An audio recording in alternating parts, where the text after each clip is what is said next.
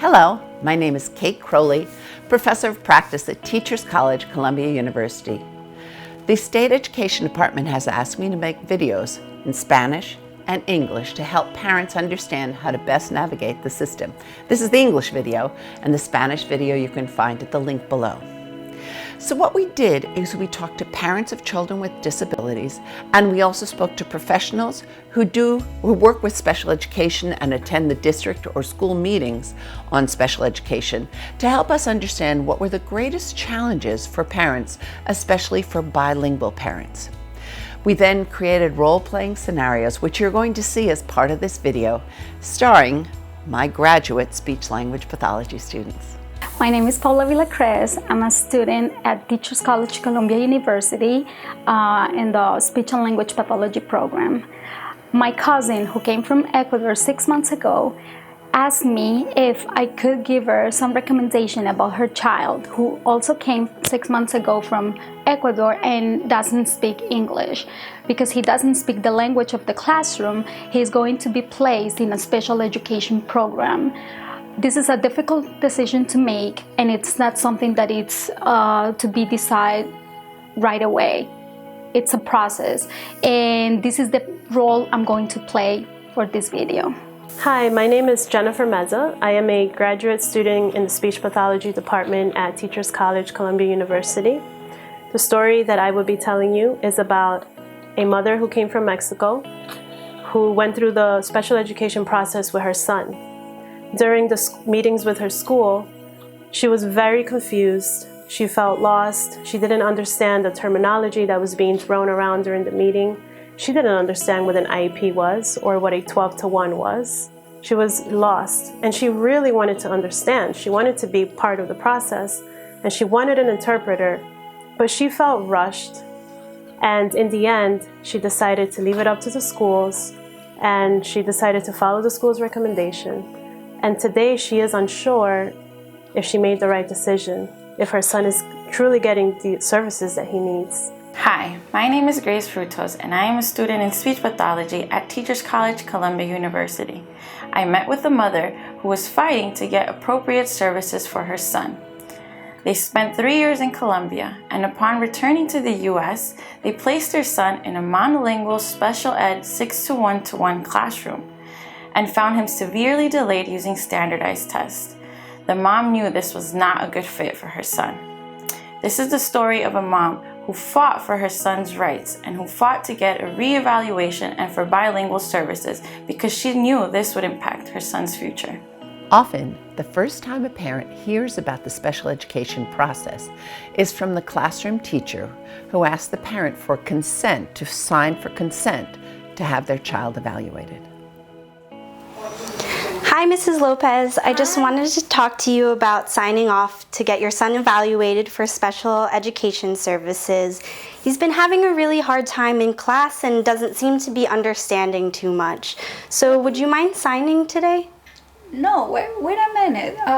Special education? But why?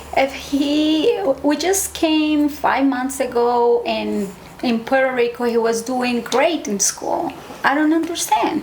Yeah, and he seems to have adjusted pretty well, but when he does his work, his classwork and his homework, he really is struggling a lot, and he seems to be falling behind the other children.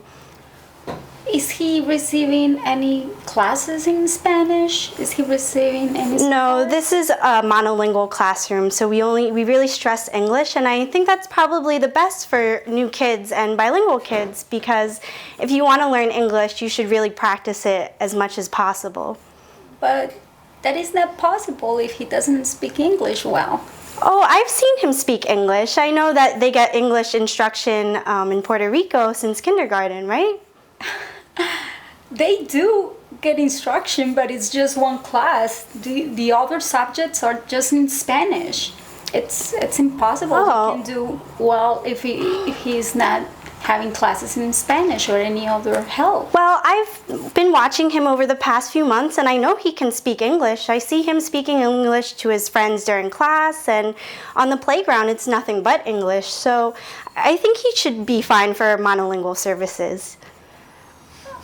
I don't understand. I don't think it's a good idea. I'm not going to sign. You should really consider this. You're gonna put your son at a disadvantage. Right now is the time to help him. I think he needs bilingual education. That's what he needs, more help. I'm not going to sign. All right, well, that's your decision, but I really think you should reconsider it. English is probably what's best for him at this time. So you probably have seen this. Classroom is all English, the parents speak only Spanish, and the child hasn't had enough time to acquire academic language in English. The teacher is under the misconception that all English will help him achieve academically in English, and we have lots of research showing that that is not the case, that support in L1 will help that child. Additionally, even if that child does have a disability, we have research since 2003 across many different kinds of disabilities that the bilingualism will not have a negative effect on the child's development in English. So the mom actually is correct.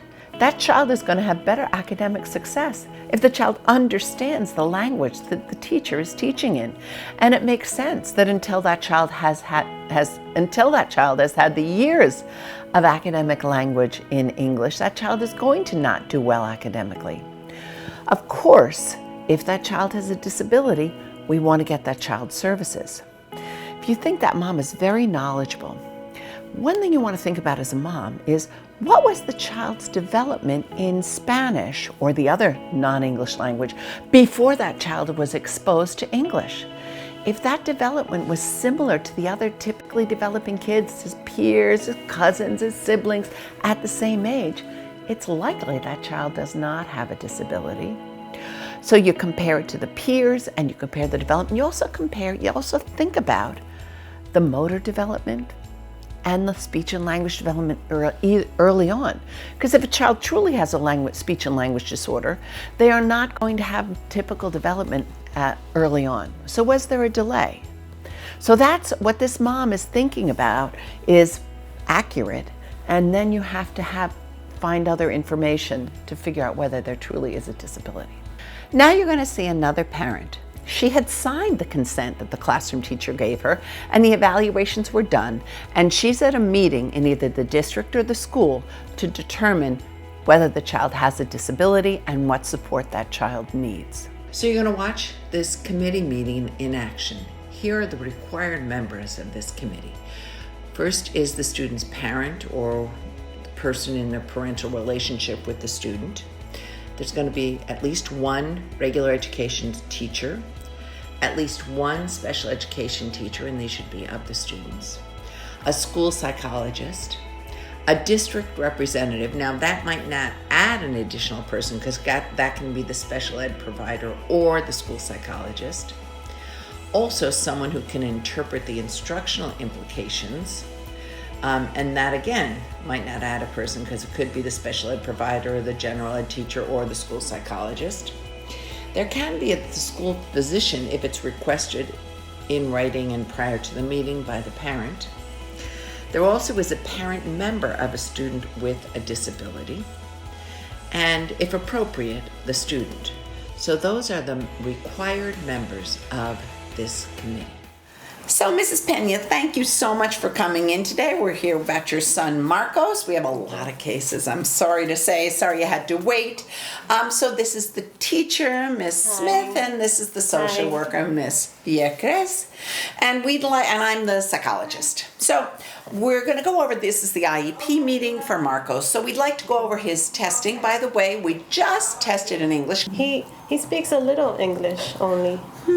Well, he passed the test. The test is the test, you know. Well, of course, you can't assess whether a child has a disability if you don't do it in both Spanish and English if the child has a lot of exposure to Spanish.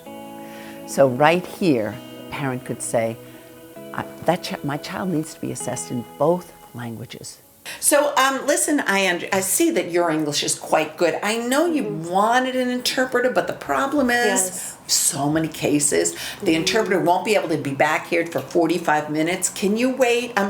Or can we just go forward without an interpreter? You say like 45 minutes. Oh, I have to pick up my daughter. Okay. In school. So Are you all right if we, your English seems fine, you're okay, you won't understand, you'll be able to understand us? Okay. Perfect. This is a very important piece. People are busy, there's many cases, but your child is right there, is your one concern, not all the other cases. And you must make sure you get an interpreter because you will be asked to understand and make decisions about your child's future that's going to last for a long time.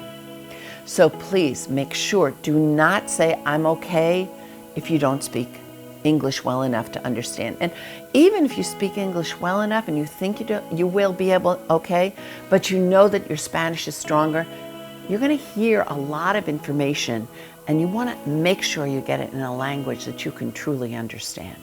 So let me tell you the results of the testing. So we gave an IQ test, psychologists gave an IQ test. We found out your child has an intellectual disability, which means he scored at 70, 2 standard deviations below the mean. So he's an intellectual disability. He also has a speech and language disability. He scored at 68, which means he has a speech and language problem. The social development has a problem. He's only interacting with the Spanish-speaking kids, which is a bit of a problem. He's never going to learn English if he interacts with the Spanish-speaking kids. So what we do in our district is we always tell parents to only use English at home.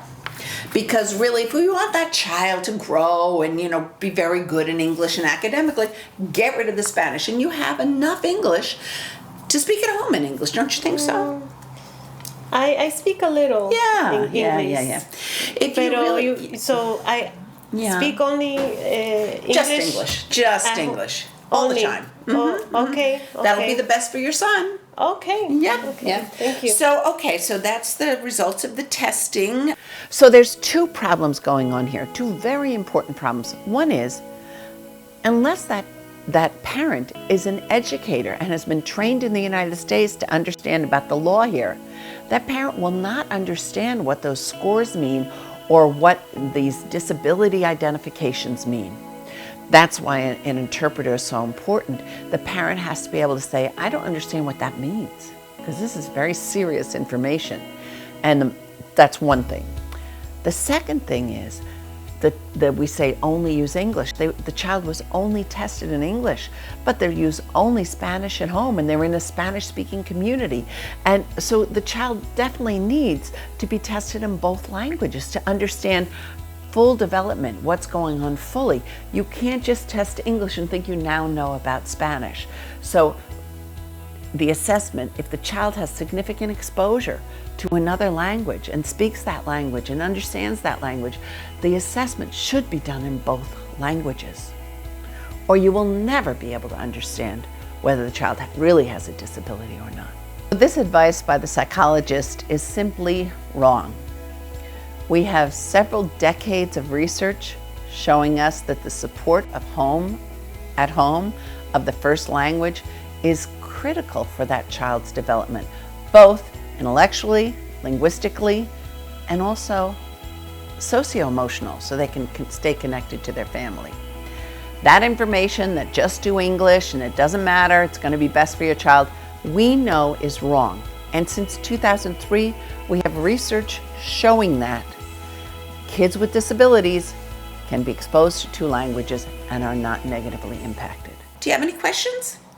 I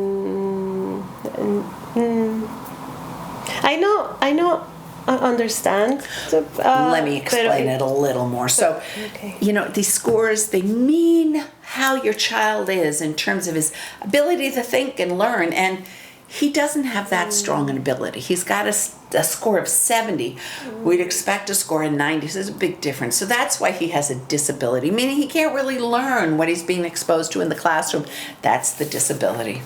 Okay, well, you're the doctor, So this often happens in a meeting where a parent comes in and the person who's talking has all these credentials and all this education, and the parent says, well, you must know what's going on. But in fact, what the psychologist has said to the parent, like, oh, we know there's a disability because of the test results, we actually know that that is not an accurate statement. Those tests cannot distinguish a disability from second language acquisition. So, Mrs. Pena, we're happy to tell you that we found a great placement for your son. It's a 12 to 1 to 1. And so that means there's 12 kids, 1 teacher, and 1 paraprofessional. The only place we have that is about a mile from your house. But it's not that far, and it's a small classroom. The placement meeting is very, very important. This is where the school says, or the district says, this is what we have to offer your child. And there's, in the federal law and in the state regs, where we want your child to be, if the child has a true disability, in what's called the least restrictive environment. The least restrictive environment means, first, the student's placement is based on that student's individualized education program. The placement should be as close as possible to the student's home unless the student's individualized education program requires some other arrangement. The student should be educated in the school he or she would have attended if not disabled. In selecting the least restrictive environment, considerations must be given to any potential harmful effect on the student or on the quality of services that he or she needs. And a student with a disability must not be removed from education in age-appropriate regular classrooms solely because of modifications in the general education curriculum. In this video, you're going to watch a mom who understands her rights and her son's rights and make sure she gets them in the meeting with respect, but also with enough force so that she can understand what's going on and her son can get the appropriate services. So hi, Ms. Fructos. I'm so glad you could come for your son's IEP meeting. So we'll start with talk about what he did on the testing. Yo pedí un intérprete. What? Intérprete. Interpreter. Sí, español. We don't have anyone who's going to take a long time. So are you okay if we do it in English? I English. want No interprete. English? All right, Ms. Rivera, could you please tell her that we're here for the IEP meeting for her son and Julio, and we're going to have her, yeah. So the mom knows she needs an interpreter, and she makes sure she asks the psychologist, please give me an interpreter so I can understand what's going on in this meeting. Nosotros examinar Julio, tu hijo. All right, thank No, you. no. Yo necesito alguien que hable español. Esta es la vida de mi hijo. What? Español. Alguien que hable bien español, por favor. Well, she says that she needs someone who speaks Spanish. Well, I thought you but did. I speak Spanish. Go see if you can get Miss Vieques. See if, just pull her out of the meeting. Voy a buscar Mr. Gracias. Vieques. Esta es la vida de mi hijo. Gracias. Often an interpreter comes, but that interpreter may not have the high enough skills in English and in Spanish to do a good job of interpreting. This work of interpreting a meeting is very challenging, and you've got to make sure it's someone who understands and can speak in both languages beautifully, and also who understands what's going on in the meeting so they can help explain it to the mom. All right, Miss Fructos, let's see if we can get her because it might take a long time. Disculpe, pero usted sabe, es la vida de mi hijo. Yo necesito saber lo que está pasando. Entiendo. What'd you say? It's her son's life, and she needs to understand what's going on. All right, just tell her I'm sorry, but we have a lot of cases and we thought we could do it without an interpreter. Ella dice que lo siente mucho, pero que tiene muchos casos en este momento y por eso no hay mucho tiempo. Está bien. What the mom just did was not easy. She's working with a psychologist and she said, look, this is not enough. But when you think about how to do that, remember, like this mom said, this is her child's life. Her child's at least academic life is at stake in this meeting. And so she wants to make sure she has all the information to make an appropriate choice. So this is your son's IEP meeting. Esta es la reunión de IEP de su hijo.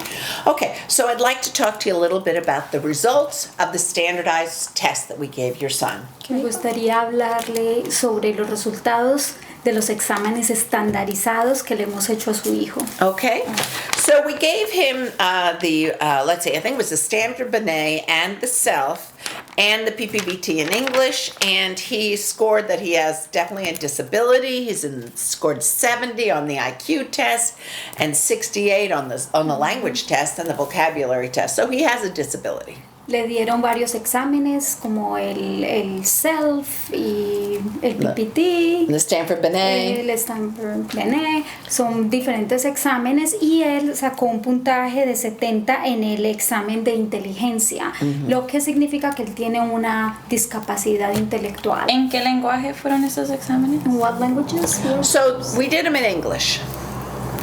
En inglés los hicieron. ¿Y cómo hacía en inglés si el niño solo habla español? En mi casa solo hablamos español. How come was it in English if her son doesn't speak English? He only speaks English or Spanish at home. Okay, let me see. Well, I'm sorry, but that's, we thought that he had enough English that we could do it in English. Lo siento mucho, pero pensamos que él tenía inglés suficiente y por eso lo hicimos en inglés solamente. Pero si el niño recién está aprendiendo español, inglés. If he's just All learning right. English, I made a mistake. lo siento, cometí un error. We have the Stanford Binet, we have the English self and the Spanish self, and the English PPBT and the Spanish PPBT. So we have everything set. Lo siento, cometimos un error. Sí es que hicimos los exámenes en inglés y en español. El SELF en inglés y el SELF en español y otros exámenes. So he's got a disability in both English and Spanish. Tell her. En los dos. El niño tiene una discapacidad en los dos idiomas, en inglés y en español. Thank you. So we're going to... Pero yo hablé con abogados y ellos me avisaron que no deben usar exámenes estandarizados con mi hijo porque tienen muchos prejuicios contra él. Nosotros vivimos en Washington Heights. Vamos a misa en español. Él pasa la mayoría del día con su abuelita que solo habla en español. Habla en español con sus compañeros en todo lado. No entiendo cómo lo van a dar estos tipos de exámenes si es que él no va a hacer bien. Él tiene una historia de infecciones en el oído. Apenas recién aprendió inglés cuando entró a kindergarten. Él no sabía nada antes de eso. Y en la casa solo hablamos en español. She talked to some lawyers and they said that it's not possible that you're evaluating this child with these exams because they are standardized evaluations and they have many biases against her child because he's a bilingual kid. He doesn't speak English. He just came from the country and he doesn't have enough language. Y disculpe, es ley federal, me dijeron.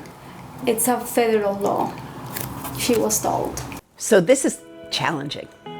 The mom is correct. Assessment materials, according to the federal law, IDEA 2004, have to be valid, reliable, free of bias, cultural and ethnic bias, and be racial and ethnic bias, and be able to distinguish a true disability from limited English proficiency or lack of education in reading or math. Those tests can't do that.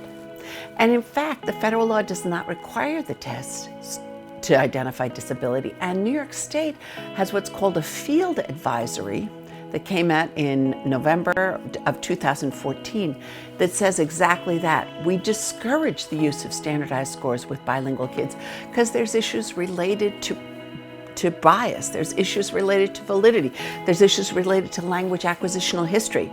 So that mom is correct. And when you're sitting in a meeting and all you're hearing is test scores, think about that mom. Why don't we talk about placement, okay? We have a special placement for him. ¿Por qué mejor no hablamos de dónde lo vamos a poner, en qué tipo de clase vamos a ubicar a su hijo? Okay. So we're going to have 12 students. Vamos a tener una clase de 12 estudiantes. Only 12 students. Solamente 12. One teacher estudiantes. and one paraprofessional. Una profesora y una paraprofesional. And it's about a mile from your house. We'll get a bus. It'll be all fine. Solamente una milla lejos de su casa, entonces le pueden dar un bus, no va a tener problema. Sweet little class, only 12 students. Una clase muy linda, solamente 12 niños. Pero ¿por qué lo tienen que cambiar de escuela? Si la escuela para mí me queda muy conveniente, la abuelita lo viene y lo deja. Why do you have to change him to another school if they're happy where he needs is? a special class. He's not learning in his classroom. Él necesita una clase especial, él no está aprendiendo en esa clase. Sí, pero no es porque tiene una disabilidad o porque tiene problema intelectual. El niño está bien. Yeah, Yo conozco a mi hijo, no tiene problema. Sí, el lenguaje, yo noto que está recién aprendiendo el inglés, pero no de la manera que usted me está, no de lo que usted me está diciendo. she's saying that she knows her child. She knows that he doesn't have a disability. He has problems with the language because he's just learning, but he shouldn't be. Y ya tiene compañeros, ya está cerca de la casa, ¿por qué lo vamos a cambiar? He already has his peers, his friends at school. He doesn't want to be changed. There's no reason to change him.